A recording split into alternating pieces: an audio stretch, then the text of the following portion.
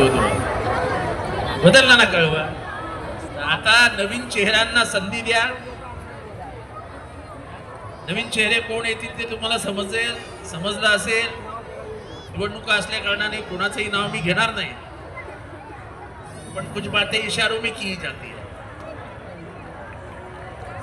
तेव्हा आता हे असे कळवा फेस्टिवल, ठाणा फेस्टिवल हे कधी कळव्यात बघायचे तुम्ही? कळव्यामध्ये एवढे चकाचक रस्ते कधी बघायचे तुम्ही? एवढं व्यवस्थित पाणी कधी बघायचे तुम्ही? मला माहित नाही तुम्ही जेव्हा आला राहता वगैरे, पण एक काळ होता कळव्यात 10 तास लाईट नसायची. तो काळ आठवतो तुम्हाला? आता 24 तास लाईट असतात. तेव्हा हा बदल, हा सगळा विकासाचा मार्ग दाखवणारा बदल आहे. चौपाटी जाऊन बघितली, बार्सिकला जाऊन चौपाटी बघितली का? खाडीला लागत असलेली बघितली? जाऊन एकदा बघून या. म्हणजे तुम्हाला पुढच्या वेळेस पुढचं चौपाटी झाल्यावरती घरी पाहुणे किती वाढणार आहेत त्याचं ते पण जरा कॅल्क्युलेशन करून ठेवा. म्हणजे चौपाटी बघायला नक्की पाहुणे येणार आहेत. तेव्हा अधिक न बोलता तुमची नाचगाणी चालू द्या.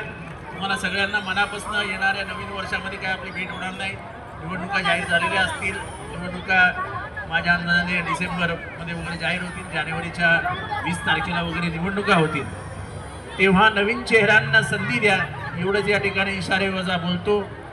ज्यांनी आपल्या आईला विसरून गद्दारी केली त्यांना कृपा करून पराभूत करा. आईचं दूध प्यायचं आणि त्याच आईला नाकारायचं ही आपली संस्कृती नाही. दुधाची जाण ही असलीच पाहिजे. मी माझ्या बापाला विसरलो का? आज एवढ्या लढाया झाल्या. शरद सरला का जितेंद्र आव्हाड, मला अनेक संधी उपलब्ध झाल्या असत्या. बोलणारा आमदार आहे, लढणारा आमदार आहे, थोडासा हुशार पण आहे, हिंदी बोलतो, इंग्लिश बोलतो, मराठी बोलतो, सगळं आहे. पण ज्या बापाने मला हाताला असं धरून चालायला शिकवलं त्या बापाला विसरणारी गद्दाराची औलाद नाही मी. गद्दारीला क्षमा करू नका. योग्य ठिकाणी. जय हिंद, जय महाराष्ट्र, जय भीम.